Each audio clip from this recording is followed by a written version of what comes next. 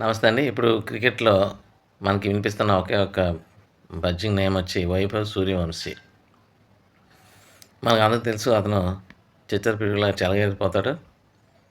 6లు, 4లు వస్తూనే ఉంటాయి. అతను క్రీజ్‌లో ఉన్నంత సేపు. ఒక విధంగా చెప్పాలంటే అతను బౌలర్స్‌కి సింహస్వప్నం అయిపోయాడు. ప్రపంచంలో ఉన్న అత్యుత్తమ బౌలర్‌లకు కూడా.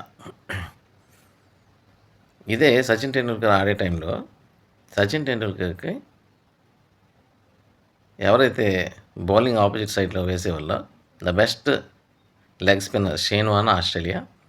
అతని కలల్లో సచిన్ టెండూల్కర్ కనిపిస్తున్నాడు అని చెప్పి అనేవాడనమాట. ఆయనకైతే ఒక్కడే కనిపించాడు కానీ ఈయనకి అందరి బాల్లో స్వప్నాల్లో కూడా ఈయన కనిపిస్తున్నాడనమాట.